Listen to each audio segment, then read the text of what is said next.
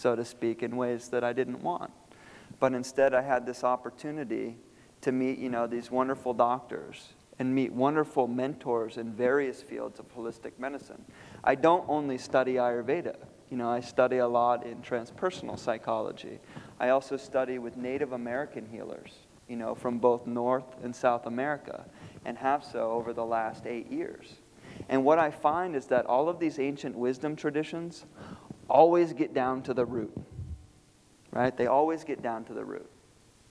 We look at modern psychotherapy, which is wonderful. It's always great to go and talk about your problems and, maybe work with a therapist. But I kind of liken it to mowing the lawn. You're mowing the grass. If you're not pulling up the root, it's just going to keep growing back. And this is why we have to find other means to delve into these inner worlds of the psyche.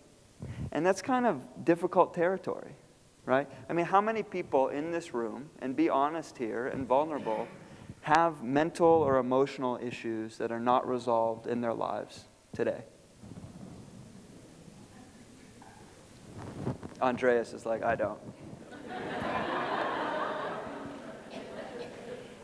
I think it's part of the nature of being human, actually. We have all of these relationships.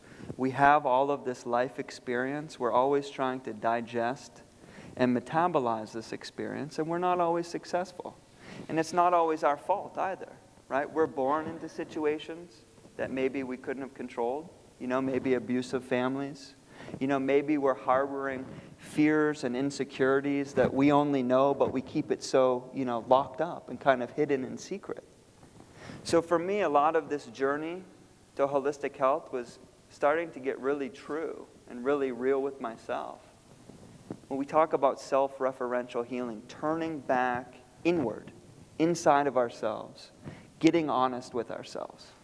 It's always easy to go day by day, not really think about some of these things that maybe we could be working through. And a lot of times what I find in working with clients now and just talking to friends, forgiveness is such a potent tool within that process, right? Forgiveness. It's not just forgiving other people for maybe wrongs that they've done to us. It's forgiving ourselves, for what we've done in our lives that maybe we want to change.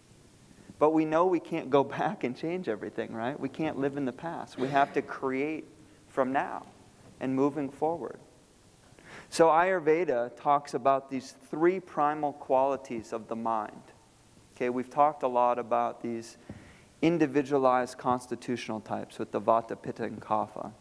But both Ayurveda and Yoga take it even more broadly. These 3 general qualities of our mind and our emotions, our psychology, everything. Okay?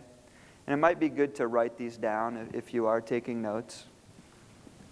The first is called Sattva, and that's S-A-T-T-V-A. So Sattva is the energy of purity, of wisdom, of light, of honesty. This is this intrinsic part within us that wants to do the right thing and that knows how to do the right thing. When we look at monastic traditions around the world, where people are really dedicating their lives to their spiritual path and all of this, it's very sattvic. It's very much about maintaining this positive mental equilibrium and putting out positive thoughts and energy into the world. Now that sounds really great, right? If you live in a cave in the Himalayas. But what about in everyday practice? So sattva to me is something that it's just trying to bring goodness and positivity into our life. When negativity comes, which it always does, it's a matter of disengaging that negativity. You don't have to attach to it. You don't have to get into someone else's crap. You forge your own path in this life. And that is sattva. When Dr. Tom is talking about listening, this art of listening, how many people do you know that wait to speak rather than listen? You know what I mean? Seriously. You talk to people, they're like, Did I tell you about my day today? Seriously. The art of listening. It's incredibly important. This is part of sattva. Okay? Sattva as a concept is this primal energy or quality goes into the foods we eat. All of these foods Dr. Suhas is talking about today, these are sattvic foods. These have a high vibratory component to them.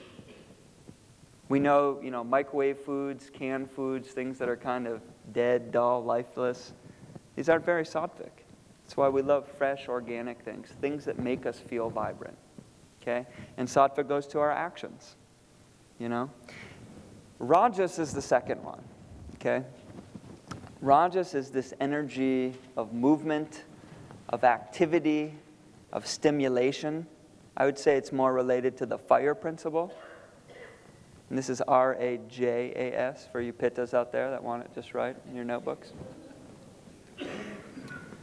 So, Rajas is interesting because we have to have Rajas, particularly in this world when we're out creating our downlines, doing business, whatever it is we're doing. We need Rajas because this is what gets us up in the morning.